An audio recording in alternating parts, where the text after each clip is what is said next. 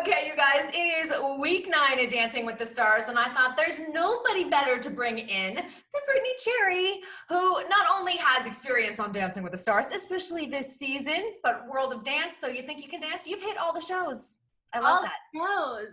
Oh my gosh, thanks for having me tonight. This is a good night to have you, too. There was that surprise elimination that we'll get to in a little bit, but I want to talk a little bit about you and Paul coming in this season to do all of these great segments with Len. How did that come about? Yes. So, you know what? It's so funny. Is like at the beginning of pandemic, it was like closed down, and then it started getting like pushed and pushed and pushed and pushed, and I was like, oh my gosh, maybe I'm never gonna dance again. Like work. Like, what does this even look like? And then I got a phone call from the casting director and one of the executives, Dina Katz, and she was like, you know, I have this job for you. I don't know if you're interested, but yeah, she just hit me up and she was like, you would basically be doing the how-tos this season, which is something that Daniela and Keo did last season. And she was like, who would you want to dance with? And she's like, I would assume that you would dance with Paul, but I wanted to talk to you about it. And I was like, oh my gosh, of course, Paul would be who I would choose to dance with. And then I gave her several other names just to like give her options, but Paul's always by my side and everything, and we just love working together and hanging out. So it worked out perfectly, and yeah, it was so fun. Where did you guys tape? I've been trying to figure out what the location is. We taped at, oh no. Is it a famous landmark in LA? Like, to me, it looks like the Skirball Center in the back. Yes, that's where it is. Yes! Way! Do you know that I've been completely guessing for like 9 weeks, and I'm like, it looks like the Skirball Center in the back because I've taped some stuff. There is the Skirball Center. I had never been there before. I've driven past it a million times, of course.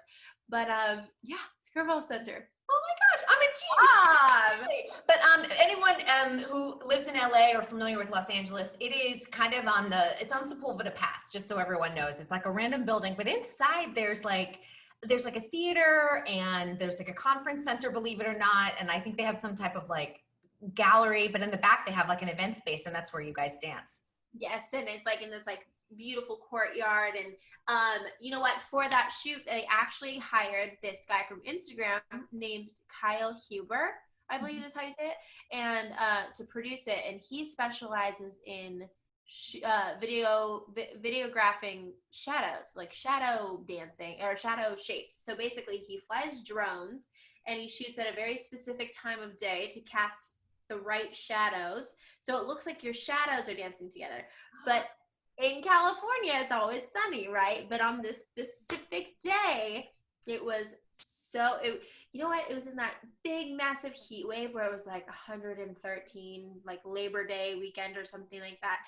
And then that Wednesday, it was like cloudy and maybe 82 or something. It was like way cooler. And so the shadows didn't really work. But it all turned out, they salvaged a lot of the footage. And yeah, but it was insane because Paul and I got the call, I think on like a Monday. Mm-hmm. We finalized what we were doing, and we're in rehearsals, like after testing and stuff. We're in rehearsals for 2 days. It was like a Friday and a Saturday or something. Mm-hmm. I might be lying about these days. But somewhere like that. And then you went and shot on it. So fast. So we had to create 13 separate bumpers, almost like 45 seconds of each dance, 13 of them in 2 days. And meanwhile, Paul and I, me especially, I've been working in production for so long. Right. So like to like jump back in it and just go full throttle. I was like, okay, all right, let's go. I got this, wait. Stretching, I'm like, oh, I got my like production body going on. I'm like, it was good though. It was so much fun to like just get back in those rhinestones and dance. And we shot all 13 of them. We got on set at like 8 a.m. and we wrapped it maybe 3:30 or 4. It was such a quick day, and we just like hammered all of them out, and it was just so much fun. Dancing on concrete's not easy, by the way. Not easy. And we filmed each of our 45 segment routines probably 5 times. Oh. So it was like oh my gosh, overkill on your knees and on your feet on that concrete floor. And by the end of the day, I came home and I was like, sweetie, will you rub my feet? Because it was a rough day, but it was so worth it. Oh, that's good. Did you know that Len was going to be introducing these segments? Yes. Len, obviously, because of COVID and travel restrictions and him not being actually here on the show, he taped those over the UK. So we didn't actually get to see him or talk to him, but I'm sending Len so much love, and I hope that we get to connect again soon. Yes, it's good. It's good footage for your reel. You've got you and Paul and Lynn all in one segment. Yes, it's so funny because like my it's so funny because each segment is about 12 seconds of each 2-hour episode. And my Nana and Papa always like send me videos of them, and she's like, I saw you tonight, and I'm like, oh, You were the Viennese waltz tonight. yes. Brian and I were watching at home, and he was like videoing. He was like, I know her. Oh, I don't think I've talked to you, by the way. Congratulations on your engagement, because I think I talked to you right before it happened. It happened like 3 days later or something. Oh my gosh, yes, we talked right before my birthday. So yes, thank you. We're so excited, and it's his great grandmother's ring, and it's just so special. Oh, I love that. Do you have a wedding day planned? We are just enjoying being engaged. I think we'll start planning in the spring sometime. But we're not thinking till like 2022. Perfect. Get this COVID thing out of the way. Have a blowout. Totally. We're entertaining the idea of like traveling abroad. I like it. So we'll see. We'll see where we end up next year. I know. Hopefully COVID free. That's all I want. Oh my gosh, I know. We're just waiting to get out of this thing. Well, we were in week 9 for Dancing with the Stars, the quarterfinals. We got a lot of really good contestants this year, and we're kind of at a place where I knew tonight was going to be rough no matter who went home. It was just one of those, you're like, ugh.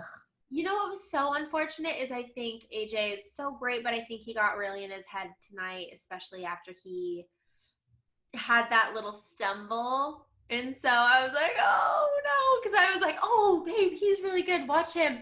And he just, had a little mix up, a little brain fart, and it happens to everyone. But I was really rooting for him. Everyone wanted a Backstreet Boy. He was one of my favorites to win. But let's go through some of the dances and talk about it and get a little bit of your expertise. Okay. We kicked off the night with Justina, and I have to remind everyone, it was Icons night, and she was Madonna, and got to do a rumba to Crazy for You with Sasha. And, I thought that Sasha gave her really great content, but I also agreed with the judges who wanted a little bit more snap in her rumba and some of her movements. Yeah. You know what? Something that I love about Justina is like the actual fluidity of partnering in like the Latin dances is so natural to her, and she embodies that so well. But I do agree, like some of the crispness in her footwork that could elevate her performances that much more. Yeah, and she is one that has just been so consistent all the way through. And I think the next 2 weeks, Sasha just really has to focus on all it is tiny little details with her, because I feel like she's just a great overall package.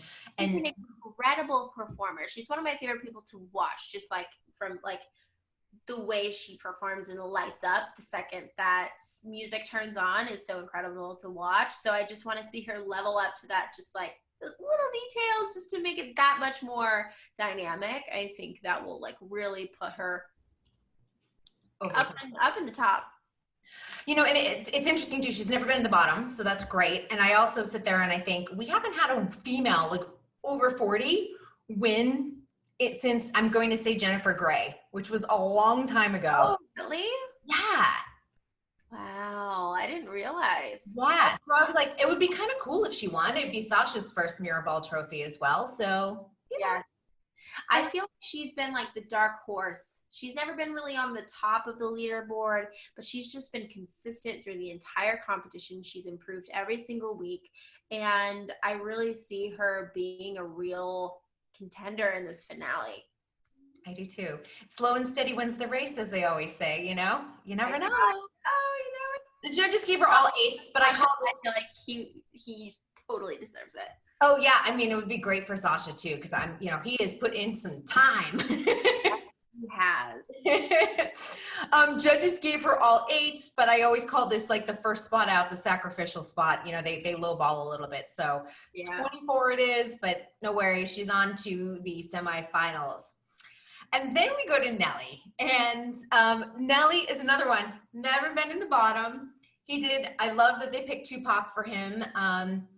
This was not really a classic jazz piece as I would think, but I think Daniela does a great job of choreographing to Nelly's strengths so that when you watch him, you're so captivated by what they're doing. Sometimes I just don't even care like what's happening. I'm like, this just looks fun. I love watching Nelly. I think Daniela does a great job at letting him be free.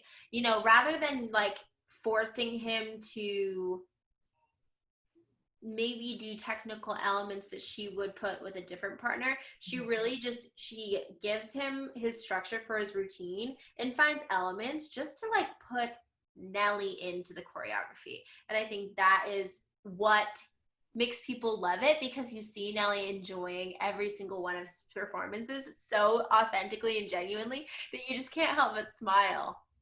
And I think that's what keeps him in the competition. People have fun watching him. He's got a strong fan base. I thought California, really complimenting Daniela, because California Love as a jazz piece, if you just think about it, not the easiest thing just to go, okay, great. Let's do it. Yeah. She did a great job. She did. And, I have to say, the music this season has been like all over the place, like in terms of like trying to fit sometimes, a samba into a song that doesn't have any samba beat at all. I agree. Sometimes I'm like, oh, wow, that was probably really hard to create. But hands up to the pros are amazing. They're amazing at what they do, just making it work. Totally. You know what? It happens in every job, though. Sometimes you get a song and a creative that you just have to make work. And, I think they've done a great job this season. They have all eights, which I thought was very strong of a score. I thought maybe there was going to be 7 in there. Yes, I'm surprised that that's the same score that Justina and Sasha got, but they entertained me in different ways. Like Nelly always has so much energy that you can't ignore it. I think we've talked about this a lot. I go, that's like a Nelly 8.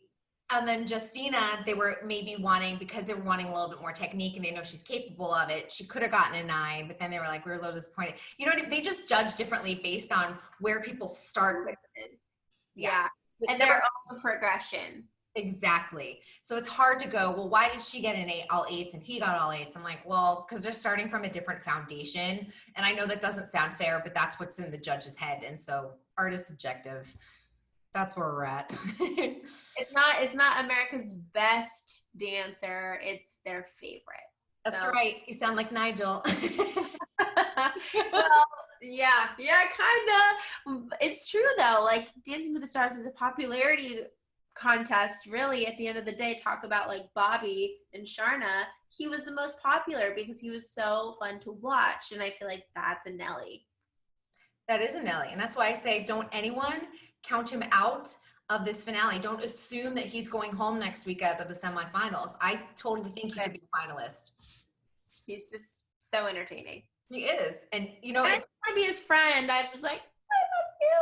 I actually got to be on set a few days this season because just as like a little backup, or maybe there were some days we weren't sure if people could make it. And so I had been testing for the first several weeks of the season just to be there. And so I got to meet Nelly and I was like, hi, I love you. You were backstage. I think a lot of people know this, that you were the possible, if Sharna could not perform, because she was injured. That's not a big secret. You were there just in case. Yeah, so I was there the first 2 weeks just to be on call and making sure everyone was safe and healthy and able to dance. And I'm so happy that Sharna recovered and was able to pull through. But it was nice to be back. I'm not gonna lie. Did you dance with Jesse and learn his number at all? I did. Yeah. I was there, honestly. I was there until dress rehearsal. Dress rehearsal, she got into costume and pulled through, and it was like down to the last wire. No one really knew if she was gonna dance or if she wasn't gonna dance, and then luckily she did, because I think it was just the best for Jesse for him to be with her, especially starting out the competition that way. I think it would have been sad to not be able to do it with her the first week. It's unnerving for any contestant if they just need everything as consistent as possible, and to be even just thrown a loop of a possibility that you might step in does mess with your head. But he did a great job at just managing that kind of uncertainty and like accepting me and being open to like just rehearsing with me. And yeah, but it was so nice to be back and meet everyone and see everyone and just be in that environment again. It's been like 3 years, so it was nice. Crazy, you've been over at World of Dance. Oh my goodness. I know. Let's talk about AJ, because he had a Viennese waltz. He was Freddie Mercury. I wrote, and even before he had been voted out, I was like, the mental part of his game is keeping him back, because I think he's got the capability of this. And I feel like he just had the quarterfinal pressure on him. And he's had this for a couple of weeks, so it's been building. Yeah, you know what? He started out so strong in the competition at the beginning of the season. And I think you're right. I think he just had a little bit of anxiety built up to this point, and he let it get the best of him a little bit. Yeah, and it's, it's interesting, and it's disappointing that he didn't make it to the finals, because I think we're all hoping to get a Backstreet Boy in the finale. Yes, I know. But at the same time, I think he's been so open about his sobriety journey. I'm like, you know what? It's going to help so many people that can relate to that story. Or maybe this is a tough year with the pandemic. Maybe someone was like on the edge, and maybe him sharing his story helped someone. I'm like, in the long run, those are the things that people remember. Absolutely. Absolutely. I think it's cool that he felt comfortable to open up that way and share that journey.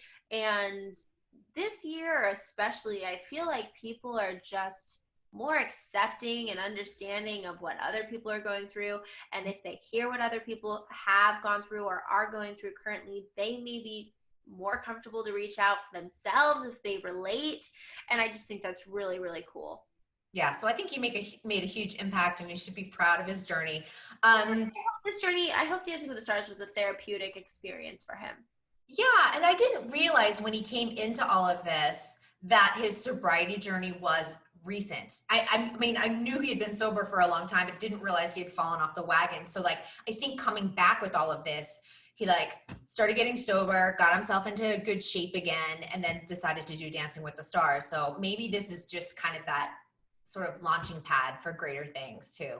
I hope so. I genuinely did, because that would be like, what a cool blessing to have. You know what I mean? Yeah, and I think he and Cheryl have just bonded tremendously. So I think that this is, I mean, I knew they were friends before, but I feel like this is a friendship for life. Yeah. I was online today, and I didn't realize they started a podcast together. Pretty Messed Up. It's very good. So cool. Yes, I like had listened to one of them, and I think they both have been really good source of friendship for each other. And that's the beautiful thing about Dancing with the Stars, is you create these relationships that become your life, and like you take these friendships along with you for the rest of your life. And that's apparent that that's what happened to Cheryl and AJ. Yeah, and I love that. And if anyone's not listening to the Pretty Messed Up podcast, I've talked about it a lot because they give some good insight into the show. And I'm sure tomorrow they'll have lots of insight and tonight's performance and everything. But it's very, because they're both so open, sometimes I feel like I'm eavesdropping. It feels that, like I'm at another table and I'm listening. It's intimate. I have to listen to more of them. Yeah, definitely do, because there's a really good one that I felt like, wow, this is so just raw. And it was the episode that Cheryl's husband, Matthew, guested on. So Okay, yeah. I'm gonna have to listen to that one. Yeah, but it is. You do feel like you're like, I'm eavesdropping on someone's conversation, which is a good quality, because that's the best thing. Because that means it's like the most honest conversation. Exactly. It's not like I am hosting a podcast. It is so just, there they are, just spilling their guts. I thought it was great. AJ, 788, 23. I hope he feels good. I hope he doesn't feel upset by his performance or anything else like that. Those scores are very good considering the mess up that happened. Yeah. I feel You like can see it on his face. I hate that. I hate it when you can see it on someone's face. Like, it happens. Oh, it happens. He's not the first. He's not the first. So just, you're okay, AJ. You're a Backstreet Boy, please. You're okay. You're fine. Next up, we go to Caitlin doing an Argentine tango. She was Britney Spears. I knew that this dance was going to be perfect for her because she's a very precise dancer. Sometimes she has a hard time letting go, but I was like, Argentine tango has all like the hits and the sharp angles that she loves to perform. It's natural for her body. I think she danced it great. She is very good at being like upright, straight, and very sharp, and like the lines and everything. But there's something about because I've followed her on The Bachelor and everything, and I'm familiar with her social media and her podcast and stuff. She's a very like bright personality and very like, you know, has a lot of substance to her and her personality and her performances that she gives on those platforms. But for some reason, when I'm watching her dance, I want it to come out more. Just her personality and her performance and stuff. I feel like if she were to really go into that, I don't know, there's something about it that seems like you're not quite breaking through. And I just want to pull it out a little bit more. But she danced beautifully. But that's just my opinion. Well, this has been Carrie Ann's critique over the last few weeks. And so she and Carrie Ann and Artem have had a little tension. I saw that a little bit. I saw an article about that a couple days ago. And this happened last year with Carrie Ann and Hannah Brown, who wound up winning and everything. And you know, I just wonder if you're a bachelorette and you just like throw it all out there on the show. Like we've already followed the journey of them, and so I wonder if they get on the show and they're like, well, I'm just here to dance. And I just wonder, like where you see Justina, like you see the dance come from her soul. Totally. I just wonder, because Carrie Ann's been like right on point in like needing to push Caitlin, but I'm not sure she's delivering the critique that Caitlin is here. You know what I mean? You know, you have to deliver it in a certain way. She's not hearing it. She's not hearing it. Yeah. I wonder what isn't computing there, because but also Caitlin's a performer. She grew up dancing. Mm-hmm. So this isn't a territory that she's unfamiliar with. I don't know. I do understand. I would say I do understand. I've said this before. Like I do understand like how she dances sometimes, because she has a tendency to dance up a lot. She doesn't like, you know, really get down and get really grounded. And I was always like that as a dancer, because I was like, it's dance, I'm dance. But understanding like as I got older as a dancer, understanding that it's not always just jazz kind of thing, and everything's not always bouncy. And she's a naturally bubbly person. Yeah, and she's a naturally type A person, which was also me. And so I go, I understand what my teachers were trying to say, and I see it, and I can see it in that, and I see like, oh, I should watch a Justina to see how organic it's coming. And you can't just say, okay, I'm going to be organic about it, but you can understand of like how you need to pull it out of yourself in a different way. Yeah. Well, I think, was it 80s night? She had a jive or a quick step or something. 80s night. Mm-hmm. Caitlin's performance, I feel like she loved, because she got so happy, smiley, and bubbly, and I felt like she enjoyed performing. And I think that is the only thing that I feel like I'm missing from, especially this week. I was like, oh, I need a little bit more from you. I have something in my eye, but sorry, guys. I'm just double checking what she had on 80s. They had a tango. Maybe because she's in a schoolgirl outfit. I think last week she had a jive. She was in a schoolgirl outfit, and she looked like she was living her best life. And that's what I remember. And I was like, oh, that's awesome. I was like, they've all started, okay, they did a jive last week in week 8. Man, what am I thinking about? And she was in like a little poodle skirt and a little like glasses. That was the tango in 80s week. Oh, but she looked like she like loved it. Maybe I Yeah. thought it was Jack. I don't know why I thought it was Jack. She was a nerd in 80s week. Yes, and like I just think it's that quality that is just missing from her performance that would just make it be a sealed deal. Yeah, and I think like what we're saying is, again, it's kind of like Justina. It's like those little fine points of nuances as going into semifinals and finals. Because again, she's another one who's capable of winning. Artem's been doing a great job of choreography. He looks like he's having a blast with her on top of it. There's a lot of partnerships this year that I sometimes you feel the tension between partners and you're like, oh, I don't know if they get along after they get off the dance floor. Like I feel like Artem is so relaxed this season. Obviously, he's got a great things happening in his home life. Yeah. But I think he's enjoying Caitlin too. I just think that he's like, great, she can dance well. I can choreograph for her. And then I go home to a cute baby and like a hot fiance. Artem is like living his best life. His home life is incredible. He's the cutest dad and like, oh my gosh, my heart. And you know, it's been a while since Artem, I think, has had a partner that he can really like sink his teeth into. Yeah, totally. And run with it. So I'm really happy and I think they're doing a great job. And Artem is an incredible dancer and choreographer and teacher and just friend. And I'm sure they seem like they're good friends and they're enjoying this process together. So that's always makes this whole journey so much better. Mm-hmm. It's so hard to dance with people that are like difficult and you don't get along with. And very rarely does that happen, but it does, you know, and it just makes it so much easier. It does. Especially if they're there for the long haul. The worst is when you have someone who you don't like and they wind up staying around until week 10 or 11. You're like, oh gosh. It's happened. It's happened. It has. But but the judges love this, and she got a perfect score. She got a 30. So, I mean, good job, Caitlin. Amazing to them. And then we go to Johnny doing Amy Winehouse Quick Step. I want to say something. Dancing with the Stars has not been very forward thinking when it comes to, I mean, I feel like they were when they had Chaz Bono on like a million years ago, the first transgender contestant, but they haven't really pushed the envelope too much in the past, I don't know, let's say. Ever, really. Yeah, other than having Chaz on a million years ago.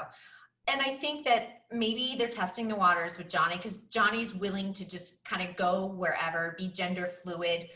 Britt's it's gender fluid with both of them, which I love. And I know Strictly right now has a same-sex partnership, which is incredible. First ever. Yeah.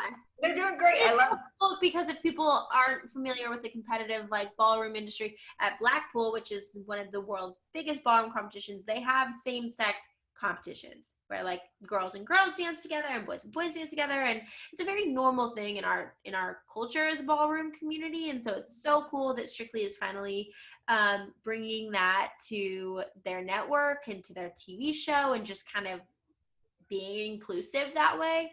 So that's awesome. I know. So I feel like this is them testing it out with Johnny, honestly. And I agree. And it's a risk. And here's the thing, like the dance was so good. I felt like Johnny was in his element. Britt's choreography has been on point all season. And I feel like the risk was punished with him being in the bottom two. By some of America. Yep. Maybe possibly. I am so impressed with Britt. You know, I've known Britt for, gosh, I don't know, 5 or 6 years now. Mm-hmm. And she has just blossomed into just, I'm so proud of her because she's had a whole career before Dancing with the Stars in the commercial dance world and stuff. And she's just really worked so hard at ballroom, and her choreography has gotten so good, and she's become such a good teacher, and it's been really cool to watch her blossom on this season.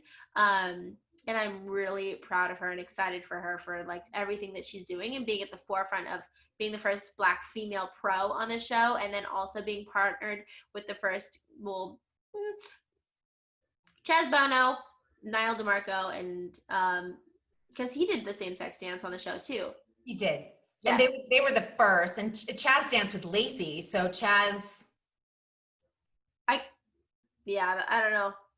I don't know how. So Chaz was the first transgender contestant ever on the show, a transgender man.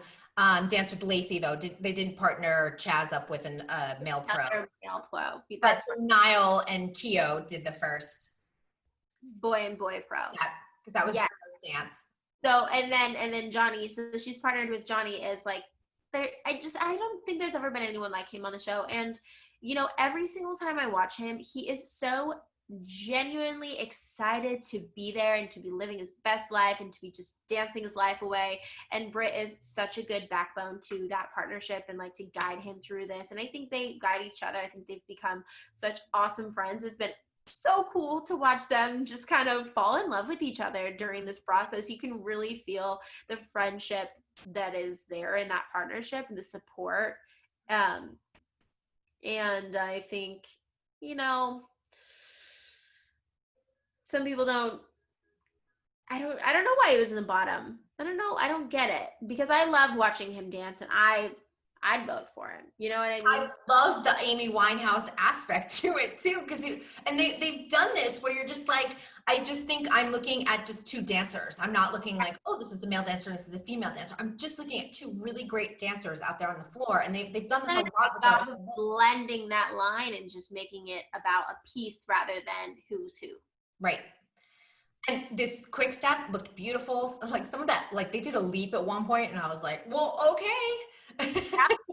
Usually it's like a little skip, you know, across the floor, and they were like, wee. Oh, well, yeah. Well, Britt is, you know, a technical jazz dancer trained, and Johnny obviously has flexibility from figure skating. So, I mean, they got their legs way up there, and I loved it. I thought it was so well choreographed, so well performed, really well danced. And, you know, if America can get on board, I think that they'll be in the finale. Brian thinks that they're gonna win. I would love for them to win.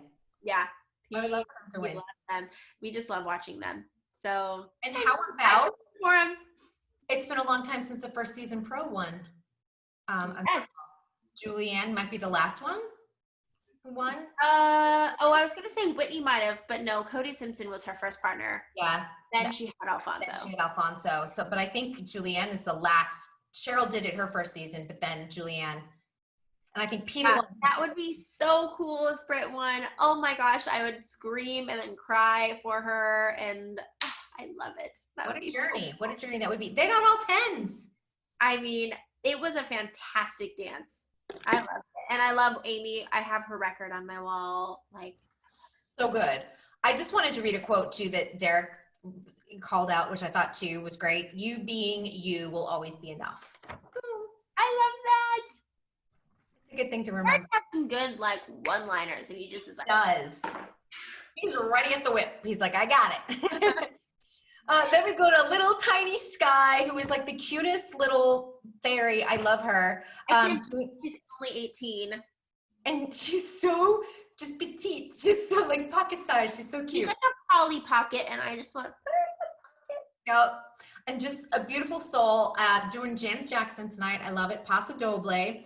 The first thing I just want to call out, because I think it was so important, she called out colorism in the entertainment industry. If anyone doesn't necessarily know what colorism is versus like racism, colorism often happens within the Black community. And sometimes Hollywood favors women, especially. This gets really called out. I don't know why, it's so frustrating, but people who are lighter skinned versus darker skinned when it comes to women. And like oftentimes lighter skinned actresses will get cast over a darker skinned actress, and it's frustrating because it's about the talent.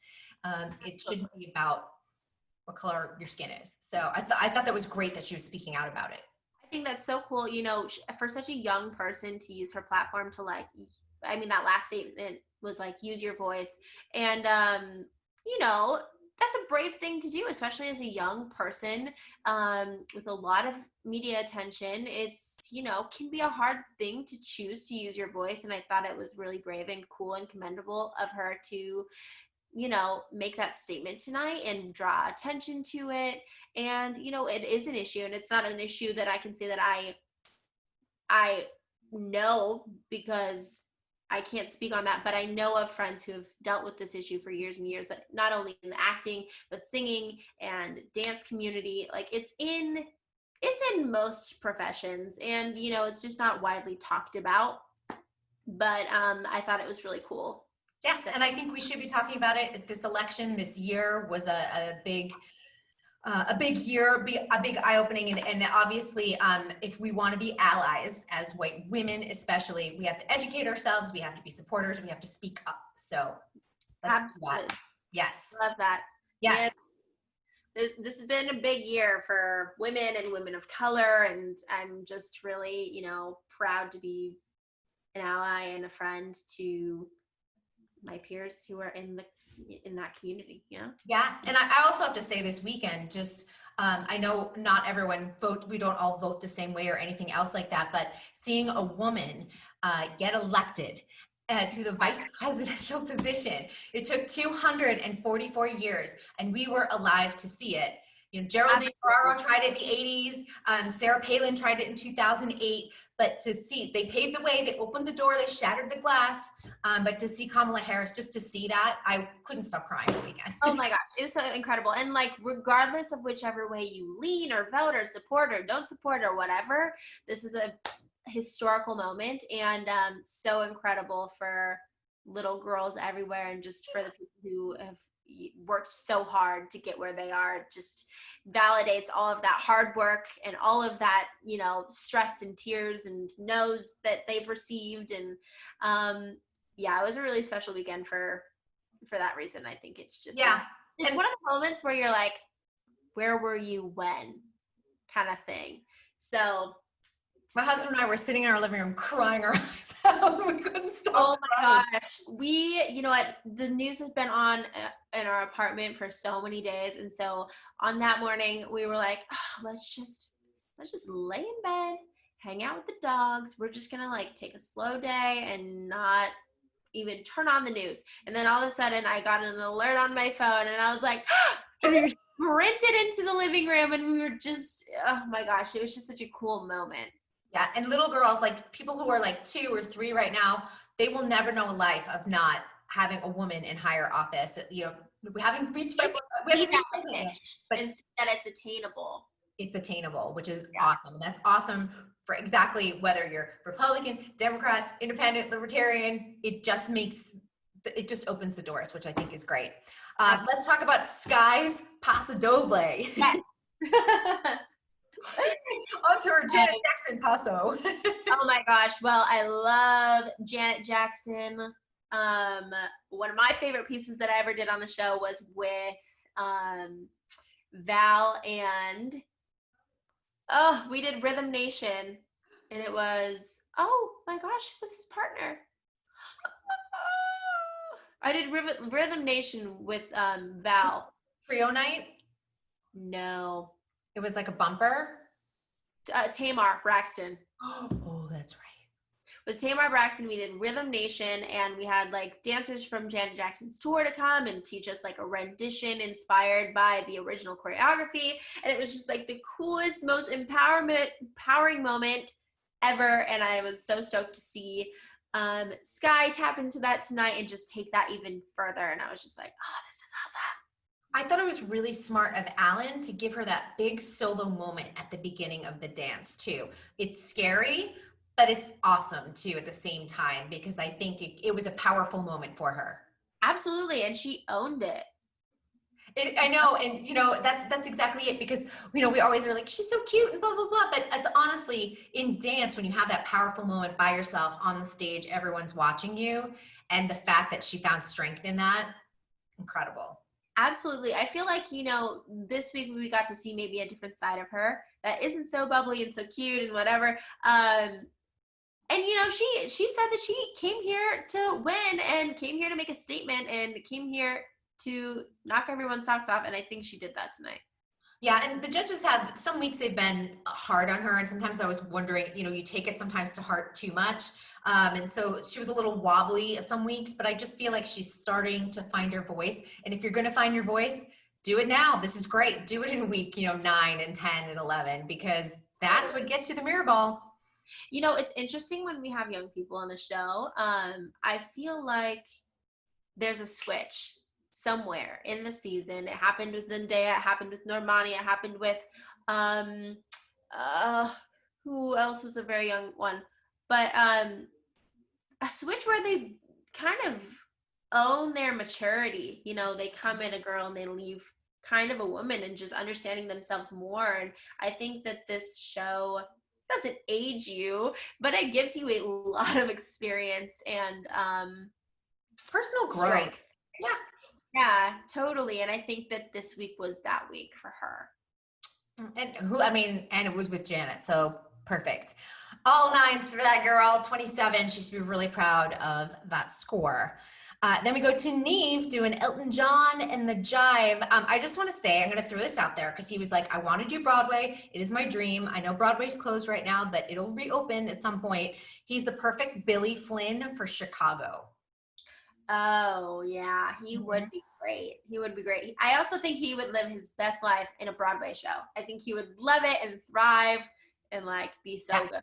Yeah, he could totally do it. So let's put him on Broadway in Chicago. Billy Flynn. Now we've done the casting. They just need to reopen. We got it. Thanks, notes, everyone. How was his Jive? But Neve, I feel like every single week you always expect him to do great, and he does. You know, he's a very consistent competitor in this season, and he's definitely going to be in the finale. I just, you know, you can tell how much he wants it and how much he loves this process. And so that's always awesome to see. And, you know, we'll see. He's definitely going to be in the finale, though. Yeah, I think so too. I know that the judges called out they wanted his kicks and flicks to be a little bit sharper and things like that. But again, when we're in week 9, they're looking for those nuances to help get him to the finale. And I think the judges really want him there in the finale as well.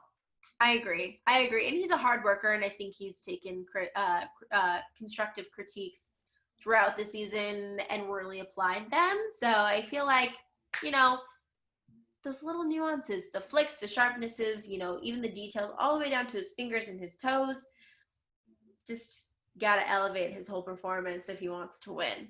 Right. It looks like he and Jenna are having a great time together as well. I mean, she talked about it tonight a little bit, but I've noticed it almost from day one. It's just felt very natural, their friendship. For sure. I don't think there's anyone on this season that I've really felt forced. Like it didn't jam. Yeah. There's some seasons you're like, oh boy. You know what? I always would notice it on the press line. You would see like who was kind of sticking together and going down the press line, and other people would kind of be wandering and going, how many, if I can maybe get out of some of these interviews and just maybe do one and then, you know, move away. You just know that you're like, okay, either they're having a tough week, or if you see it happening over and over, you're like, okay, they're working together. You don't have to be. Yeah, not everybody has to like each other. No, you just have to like each other in that rehearsal, on that dance floor, and then be done with it. You've always got to respect is the one thing that's needed to be in this competition for sure. 100%. But what I was going to say is the one thing that I feel is missing from this season is just, you know, they don't get to experience the energy of the room, and they don't get to experience the true camaraderie of like being on a cast that gets to be with each other and be in the same room as each other. And it's just, for that reason, I'm like, oh, I wish that they got to feel that, because it's such a special experience. But they all seem like they're having a great journey, genuinely, and that's awesome. Yeah, I do think, because, you know, people go to mixology after and they hang out, or they go to dinner somewhere else, or, you know, even just you just pop into each other's rehearsals or whatever. You just, on camera blocking day, you're all in the ballroom and you get to see each other and hang out with each other, and it's a very loose, fun thing. And like opening numbers, you have rehearsals with the whole cast and really get to spend time with each other. And yeah, so I don't get that, which I miss. But I feel like there's a lot of love on that set, and you can see that that's apparent on every episode. And they'll always have that unique experience that no other cast will ever have. Hopefully we'll be done with COVID by next fall. Fingers crossed. Hopefully, yes. The Pfizer vaccination news today was very hopeful. So I'm not holding my breath. I'm just like, I know, because, you know, we were only supposed to be shut down for 2 weeks, remember? Oh my gosh, remember that? That was last year. Remember how cute that was? A year ago. It was so cute. We were all like making bread and watching Tiger King and like, this is like a 2-week vacation. Oh no. No. 10 years later. 10 years later. I know my hair was like. Oh my gosh, my hair, my skin, my body loved it. My heart loved it. I mean, I was gone for like 7 months of 2019. So like being able to spend time at home, my little family here, like it's been a blessing that way. But now I'm like, okay, it's right. I'm ready to go to work now. I totally get it. So I think we're all at that point for sure. Neve got all 9s, 27. They were thrilled with that score. Let's talk about the dance off. Okay. It's a fun one. Team Cha-Cha with Justina versus Caitlin. Any thoughts about that? I mean, I thought the Justina win was accurate. I totally agree. Caitlin looked a little stressed about it, and she had like in Cha-Cha you're supposed to step onto a straight leg. She was stepping onto bent legs, and Justina looked like she was having fun and just like enjoying it. I think that the choreography that Sasha had, they had Cha-Cha week 1, I believe, so that was really pulling from back when maybe pulling some choreography possibly from that and just finding figures that she was familiar with, and she looked comfortable with it, whereas I don't know that Caitlin felt as comfortable. And I just enjoyed watching Justina a little bit more, kind of going back to what we were talking about, the performance quality, and that might have just been what separated them. And that's so funny because Carrie Ann made a note saying, I think Caitlin has a little bit better technique than Justina does, and I've talked about this over and over. I just did an interview with Jamel McWilliams, and he's like, I'd rather hire a dancer that maybe has their technique a little bit under, but if they're bringing something to the table that is unknown quality, yeah, you must see it as a choreographer that you're just like, that's who I want on stage with me. And that's what Justina has. Absolutely. It's not always the best dancer that gets booked the job. It's the person who brings the most heart and soul to it. And, sometimes it calls for like technique for sure. But at the end of the day, people want to have fun watching. They want to make sure that they're like being the most entertaining for the job, but also you want to create like good vibes on set. So you might not even be the greatest dancer, but you might be like the coolest person to work with, and that's the only reason you get the job, and that happens more often than not. Yeah, who's gonna like lift up the room instead of drag it down? Totally. Not talking about Justina or Caitlin's personalities, but that's just another parallel that we can like. Right, in the dance industry, that's how it happens. And Caitlin is super bubbly and super fun. Oh yeah. She's when I've met her several times actually throughout the years, and she's always like the kindest person ever. It's good to know. Yeah. I like her a lot. I've enjoyed her podcast too. That's been pretty fun to listen to her talk about the season as well. And she's also another one who's been pretty kind of open and honest and tells it like it is. She's like, I think she's always been kind of like that a little bit. Yeah. I admire. I like it. Yeah. Then we go to Team Salsa. It was Sky versus Nelly. And listen, Nelly just went out there. Danielle's like, let's just take your shirt off and let's have a great time. Live your the second I came off, I was like, oh, Nelly's shirt's off. Yes, but no, wait, what's happening? But I loved it. I thought, you know what? It just goes back to the same thing. Nelly loves just having fun, and Danielle gives him that platform to do that and gives him like the structure just to like have fun and enjoy himself. And I think it resonated in his dance off tonight. Yeah, and they still did some lifts, which I thought were great. I mean, obviously, what Sky and Alan can do, because Alan can just be like, boop. He can just be like, boop. You know that scene in George of the Jungle? Yes. When he's like spinning the girl on his finger? I feel like that's Alan and Sky. I think sometimes he picks her up, because you expect like a little bit of weight to a person, and I feel like she's so light that he's like, oh, okay. She goes so high. Yes, and having been someone who has partnered with Alan a lot and had to do a lot of lifts with him, he's very strong, but also on the live show, he gets this like extra amount of energy and just throws you that much farther. And so I can only imagine what this tiny little girl is experiencing. She just flies across the room. She's like running back to go partner with him. Exactly. Oh, to be like an 18-year-old tiny little nugget. Oh my gosh, yeah. And then I thought the Skywin was appropriate as well, even though Nelly was a pleasure to watch. Oh, for sure. No, I agree. I mean, Sky, obviously had better technique and has like very nice lines, and Alan does a great job at making her very sharp and precise. So, that happens. But Nelly did great. Team Jive. This one I was like, sure. Oh, this was a toss-up. I actually disagreed with the judges. I voted for Johnny on this. I did too. But part of me is like, did the judges just want like AJ to have a win?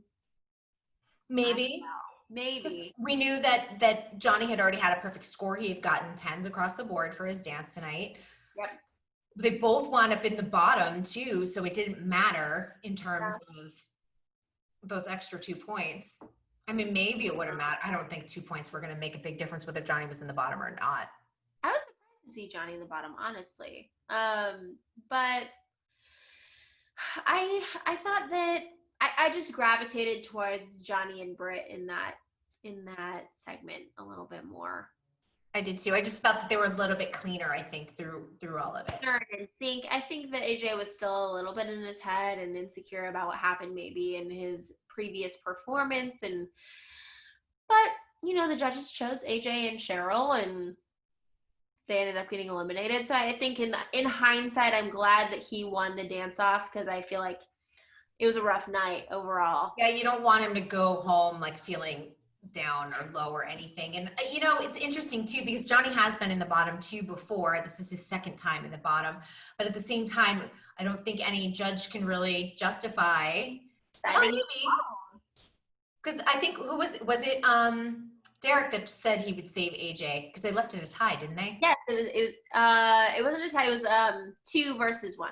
Right. So, but I guess Bruno was the tiebreaker tonight. Yes. Mm-hmm. Yeah. So Derek voted AJ, which I was kind of surprised at, but subjective. Yep.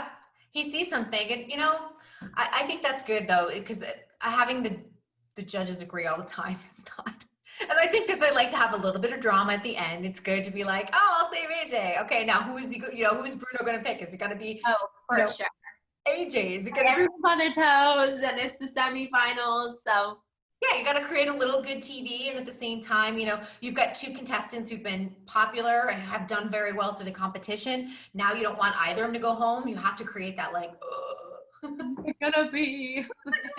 Yeah, and Johnny is the one who goes into the semifinals, and I will be interested to hear their podcast, Cheryl and AJ. I hope he doesn't beat himself up, because again, I just think that he's had a great journey. He had an awesome journey. He shouldn't read too much into it. At the end of the day, someone has to go home, and he's had an awesome journey. He's done so well every single week, and I hope he clings on to that part rather than the I should have part of it. I didn't have the best night on my final night kind of thing, which is, I understand that's not how you want to leave, but at the same time, it's about the whole picture of what you've accomplished. Absolutely. And you know what? Also, it's different. I think Dancing with the Stars is different than, say, a World of Dance or Say You Think You Can Dance, because these contestants on the other shows, they are, green to this world, whereas on Dancing with the Stars, you're taking professionals of what they do, celebrities in the industry, they are familiar with how it goes, is like in terms of rejection or not getting the job or whatever, or just it's about the show. They're not necessarily there to win anything but a mirror ball, right. So I feel like it's still devastating, because you want your experience to go on, but I do feel like when the celebrities are eliminated, they are just so positive about it, and it's less tears and more just like so grateful for the journey. Right. It's different than So You Think, or yeah. Oh my gosh, yeah. When I got voted off of So You Think, oh my gosh, I cried. And don't you want to go back and tell like season 10 Britt, like, it's gonna be fine. You're gonna be okay. Oh. She was fine. She knew she was going to be okay. It was just like the worst, because they eliminated me at the beginning of the episode. So it was just terrible. It was just a bad recipe. I think you were there that night. Oh, yeah, they've never done it again either, by the Well, way. they knew it was a bad Yeah. decision. People were screaming. I remember people were screaming at Nigel on Twitter. They're like, Oh my they gosh, changed it up the next week. Like I they did know. I was immediately. devastated. I was like, 1 week? Serious? Why does it have to be me? Oh my gosh. But so I think, hopefully AJ's, he was in a boy band. He did the whole dancing thing as a younger man. And, I think this was more about a beautiful journey. And I hope he doesn't beat himself up. I don't think he will. No, he's still a Backstreet Boy. I mean, at some point, I they're mean, famous, you're still a Backstreet Boy and you're still AJ. So and everyone still loves you. And I'm like, I'm sure when Vegas opens up to bigger shows, that the Backstreet Boys will probably be back. Backstreet back. 100%. Yes. Backstreet back. Okay, guys. Um, any word for you on World of Dance? I haven't heard anything. I feel like you would probably know before I would. I know. No, I think that show has its challenges, and you'd probably not disagree with this statement that it's a global show, and right now borders are closed, so it makes. Yes. You know what? I was shocked that they even, mid-season, COVID and coronavirus was starting to be talked about, and we had sent back I was surprised that we sent back contestants, Mhm. and then we're gonna bring them back. But then it ended up still happening, and we ended up making it through the season, thank goodness, and everybody was safe and healthy for the most part. I had COVID. I think we talked about this last time, Yes. but I have no clue. Especially now that Derek's Dancing with the Stars. I'm really unsure. I don't know that I have any details for you guys, which is I want details. I know. If I have any, I'll let you know. Here's my thought too. I'm just going to throw this out there. If Derek can't do it, because obviously he has an ABC production deal now too that he used to have over at NBC. So I'm going to say probably he's not going to be on if there's a season 5 of World of Dance. Maybe, but probably not. Twitch could slide right in there. Absolutely, and Twitch is incredible. He would be an incredible fit for that show. I feel like, yeah. I mean, he doesn't have the. I mean, it's different because he is, and you've got Neo, which Neo and Twitch. Like Neo kind of fit in that same slot of like the hip hop view. So we don't have that like classic dance ballroom. Yeah, J-Lo is like pop street dance. Obviously she knows what she's seeing and she knows jazz and stuff. But I feel like there's like a middle ground that the slot needs to be filled there. You know what I mean? But I think Twitch would be incredible. That would be so cool to have him on the show because he's just the best person ever, and C, I missed B. And 2020.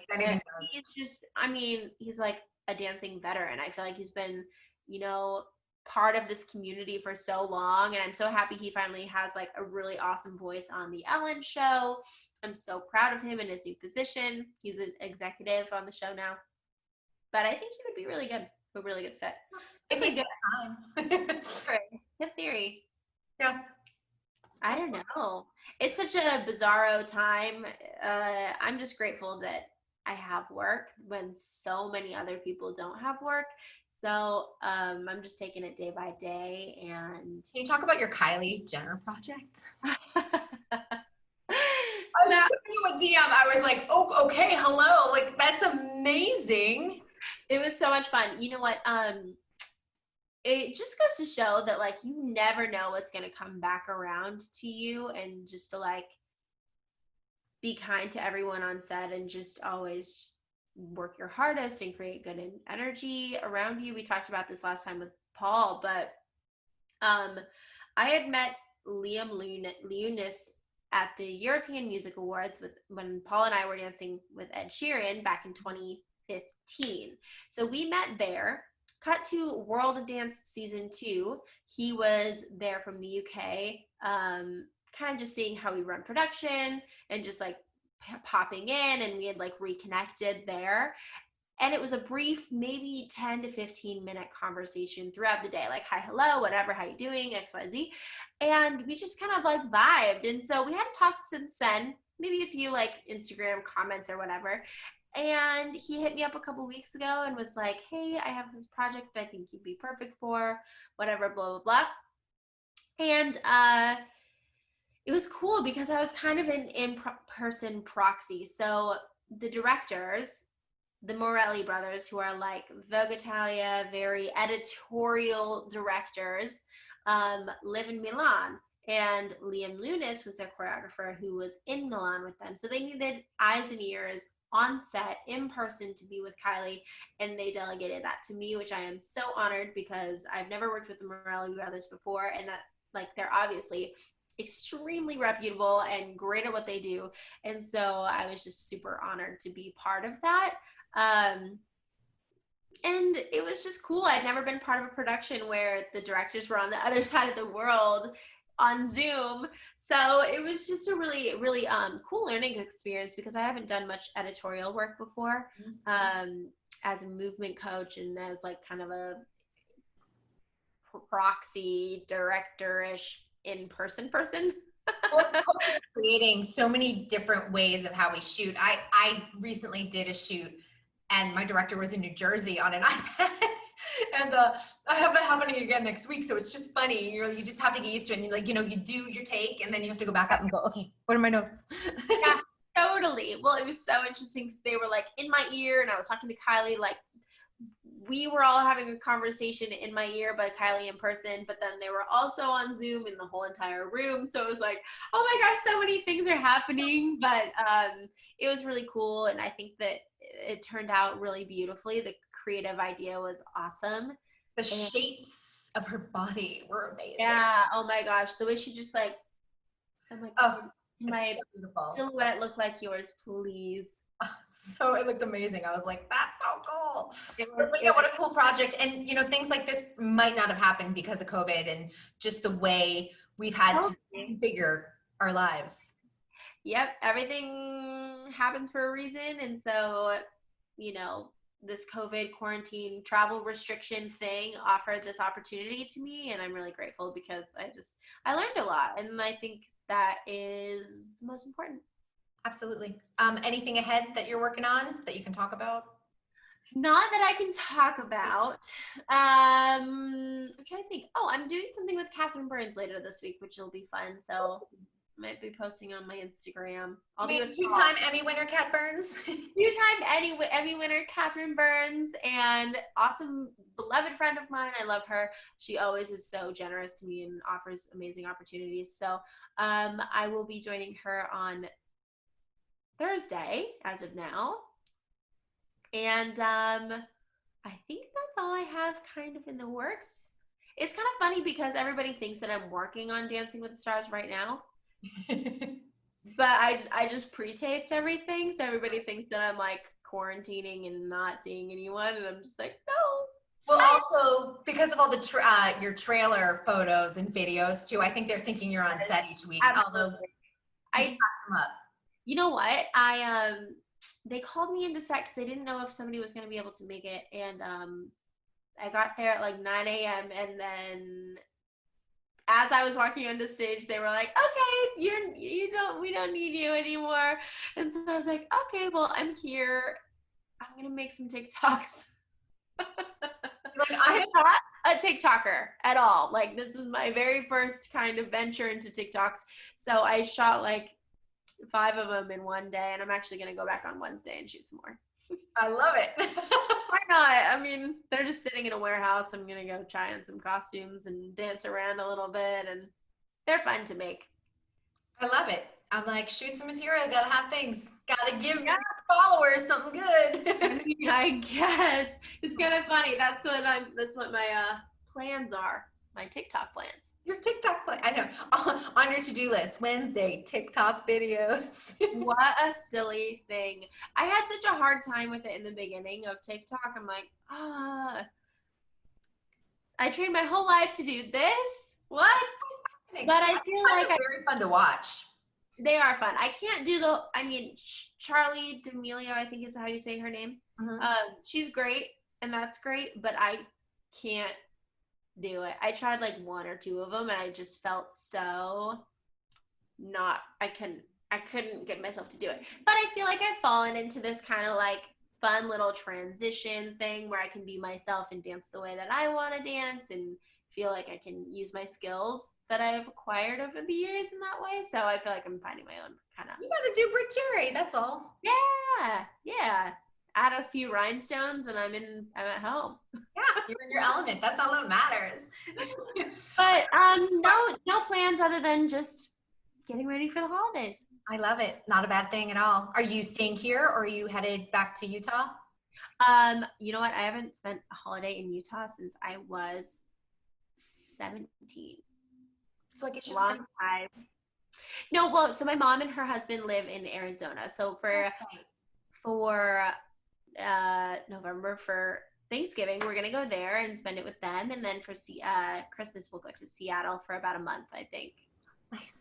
Yeah, because I mean it's always so dead during this time anyways, especially after like the season ends and stuff. There's really not much work to have in LA during the holidays. Not this and COVID. So I think we're just gonna go for the month and bring our puppies and enjoy the cold. And fresh air. What about you? We, as far as we know, we're gonna stay here. We normally go up to San Francisco, but some of his family has immune compromise, so we don't want to be traveling back and forth, especially because right now I'm in quarantine. Yeah. Oh my gosh. I was like, you guys, this is my house right now. Oh my gosh, I know. That's another story for another day, but hopefully by tomorrow I'll know if we're all okay, but I still have to go for a COVID test on Wednesday. But and I think Christmas we're gonna stay here and we're gonna go to Palm Springs. That'll be nice. That'll be really nice. Oh, it's so crazy that the holidays are already here. I'm still in March. Oh my gosh, you're still in March. Is that what you said? At the start of quarantine. I know. I was actually talking to Nappy Tabs today and I was like, oh my gosh, can you believe that next week it'll be a year since we were leaving for Saudi Arabia? Oh my gosh, it just flew by. The whole year flew by. So I know. I worked with Nappy Tabs all summer doing the World of Dance after show, which was so much fun, but I saw that 20 months ago. Oh, it feels like a lifetime ago, right? It does. And I rapped with them when did World of Dance wrap? August? Yeah. Mid-August. Yep. Oh, wow. Oh my gosh. Here's to hoping that exciting things are happening and that we can find a way to adapt to continue to work safely and to create entertainment for everyone to enjoy. And, keeping my fingers crossed. Fingers crossed. Well, thank you so much for doing this tonight. I so appreciate it. Oh my gosh, thank you for having me. It's always so much fun talking to you and catching up. I wish we could do it in person. I know. At some point, we'll let it happen. I look forward to that day. Okay. Thank you so much, Britt. Have a good one. Thank you so much. Mwah.